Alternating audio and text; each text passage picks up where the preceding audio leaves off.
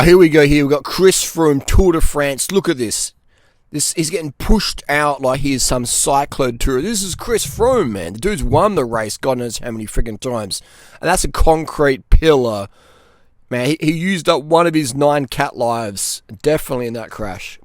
Hopefully, his recent injuries, he gets better. And I would love to see Froome on the mend, back up at the front of the race, smashing it up there with the gang, just doing what he's famous for, what he's paid to do. Chris Froome is paid to win. In 2011 in the Vuelta, Chris Froome knew he didn't have a contract for 2012. Browse is like, thanks mate, but no thanks. And Chris Froome's like, man, let's do it. Let's get on the front and let's go. Let's get those red blood cells up to what's expected to win at Grand Tour level. One stage, day stage, let's just get up there and let's go. And he did that. And the rest is history. Second at the Vuelta, Kobo wins. Then Kobo gets pinged, and then Chris Froome. No one wants to win that way. But here's the truth. All right, running, swimming, the elite of the elite. Everybody gets some assistance from the top. All right, everyone's getting some assistance. It's not, especially as a cyclist. I mean, look here at Chris Froome post crash 2019, doing his job. He's at work. All right, he's paid to ride the bike, paid to win. Not just, everyone expects Chris Froome. The media, if he doesn't win, the media's on his back.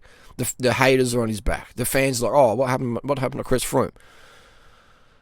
It's just, you paid to win. That's Chris Froome's identity. So is it any surprise, that people around him and himself would be, hey man, we're going to get your health in order. Health in order means bring your hormones up, bring your red blood cells up, look after your cortisol levels, etc. It's just how it is. And I hope Chris Froome, with his bone fractures, I gave him some nandrolone or a bit of tests to help his bone density and fractures heal up. And I truly believe that professional athletes should be allowed to take whatever they need to take to keep their health in order, to do their job as entertainers. All right. Oh, no one's forced them to do it. Yeah, I get that. But we love it. We love seeing the world record. Do you think Usain Bolt would be Usain Bolt if he was natty? Do you think Michael Phelps would be Michael Phelps if he was natty? Just hard work and a bit of luck with the hemoglobin of 220. Just a bit of luck. This is professional sport. Right? Do you think Dave Brailsford would have given Chris Froome a contract in 2012 based on his personality and that Chris is a nice guy? No. Unfortunately, that's not how it works in pro sport. If you don't dope, you won't go out the top. You can be a bottle carrier for a few seasons and just sort of float around and get lucky. But if you want to be up there, then you got to be professional. Swimming, especially running. I mean, you can definitely race in the Tour de France and be a totally natty rider. And you'll probably never know what their name is, because they won't be winning anything up front big. But you can't win the 10,000 metre world champs running natty. You can't win a big marathon event natty. You can't win gold, freestyle, 100 metre men's or women's natty. You can't. It's not physically, humanly possible. You can't win the 100 metre final natty. You could definitely be in some countries and make the heats for sure. Just TUEs and just a little bit of here and there, but not the full course program. Not many people want to do that. So, it's just how it is. So Chris Froome grew up in Kenya, and he saw from an early age that the world isn't fair. The world is not fair. You got to do whatever it takes if you want to escape certain levels of poverty, or you want the fame. You want the fame. You want the chicks running after you. You think if Chris Froome wasn't Chris Froome and walked in a nightclub, women would be like, hey, we love your slim physique. Oh, you're a cyclist, you're racing in Cat 3. Oh, you're Cat 1 local, you get paid $100 a month for ride your bike. That's cool. Next. You know what I mean? People want to get picked up in a Porsche or a Bugatti. Chris Froome could buy a Ferrari today if he wanted to. If he didn't make the choice to get some assistance, then he'd probably work in a bike shop in London, cleaning Pinarellos instead of being in the Pinarello adverts, man. You know what I mean? If you want to be in the Pinarello adverts, then you got to do whatever it takes. If you want to clean the Pinarellos, and there's no shame in that. You know, I was cleaning the peanut earlier today. Then that's just how it is, mate. You know. But all these haters out there, Chris Froome, you know, like, you did shit this year in the Tour. You know, he's lucky to be alive and just to be able to race the Tour de France again. I mean, damn, that's a good effort after that big crash. I hope, though, that he gets back up to form, because he's a great entertainer and he's great for cycling. He's like Lance Armstrong. He brings people to ride. Something about Chris Froome. He's got the X factor, hasn't he? Same as Sagan. I love those people out there, the ones who keep winning races year after year. I mean, there's many. I won't name any more names, so I won't forget anyone. But, you know, I want to see, you know, Chris Froome back up there at the top. But I think a lot of us do.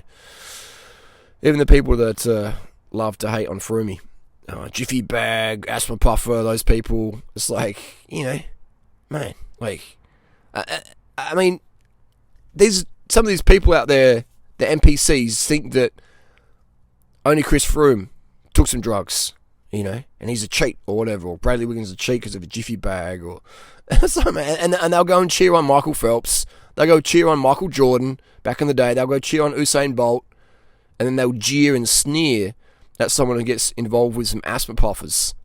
Man, when I was 8, I was guzzling asthma puffers. I was like in the start line, just shooting them down. Even my teachers, Harley, you got a note here, you got your asthma puffer. You know, I'm on banned drugs as an 8-year-old, finishing dead last in the cross country. You know, and I'm doping. The teachers are telling me, take your drugs, stay healthy. It's just how it is, man. It's just how it is. Anyway, that's the video.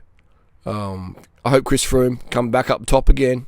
In either way, he's had a great career. He's provided us years of entertainment, and if he stepped out of the sport now, you know, I hope he doesn't, but if he did, he could definitely look back and know that he provided some great value to cycling. I've ridden with Chris Froome a few times. Dude's super chill. You would not pick Chris Froome as a Tour de France man. He just doesn't have this arrogance that... Man, I know dudes in Cat frickin' 5 have a Cat 5 meme page on Instagram who are just total douchebags. Like, Chris Froome, level-headed, just, you know, understands what it takes, putting his life on the line to win bike races. So I do think that anyone out there who does that, you know, should get medical support if needed, and make sure their blood parameters are satisfactory, so they stay healthy. They definitely stay healthy. Anyway, that's the deal. Yeah, that's the deal. I would love to see more public awareness of how common drugs are. Steroids, EPO, in all sports. On Instagram, you got 16-year-old kids on Instagram running 750 milligram a week of test and trend, building a physique, lying about it, and selling programs to other teenagers who are gullible enough to believe these fake natties. So I think that is fraud. That's douchebaggery. Pro cyclists, pro swimmers, pro runners taking drugs to win. I'm all for that. I think they should be legalize it so that there's no dodgy backyard products being used, so they can get the full medical support. About the stress of like knock, etc., or someone dogging them in a few years' time. The entertainers, man, let them take it, whatever they got to take. You know, let it be under medical supervision. You know, not open medical supervision, not like clandestine medical supervision. Just, you know, let them do it, man. They're entertainers. But let's clamp down on these fake natties on, you know, like those guys on YouTube. Matt Does Fitness, Athtrend X, etc. Just scamming, just putting this false belief in these young men's and women's minds that you can have this jack physique if you buy my program and take my protein supplement and 10% off Willie Tennyson or whatever. They're scammers, man. They're absolute fraud. So pro athletes taking drugs, no worries. These influencers out there saying they're just natty or just TRT and they're taking a whole gamut of stuff, total frauds, and we should clamp down on that. You know, we should be drug testing frickin' these fake natties on YouTube because they wouldn't pass nothing because they are glowing like a frickin' glowworm under a fluorescent street light that's pulsating. If you haven't been paying attention, we do live in a very unfair world. Over 8 million kids this year will die from starvation. And how often does that get in the media? You know what I mean? How often does that get in the media? It's absolutely insane what's going on right now. We've got people lining up for experimental jabs. And then they're the same morons that critique Chris Froome for having some asthma residue in his blood. You know what I mean? Like, for one, that's not the only thing that would be in his blood that day to win those big races. And that goes the same for everybody. Running, swimming, UFC. Look at Dana White, man. The head of the UFC. Dana White. Juiced to the gills. Juiced to the gills. Dana White. Joe Rogan, man. You know? The freaking commentators on steroids. Why do you think the UFC fighters aren't? They all are, man. Everybody is on steroids. I've been saying that even before Nate Diaz says that. But, wake up, people. It's just the world we live in.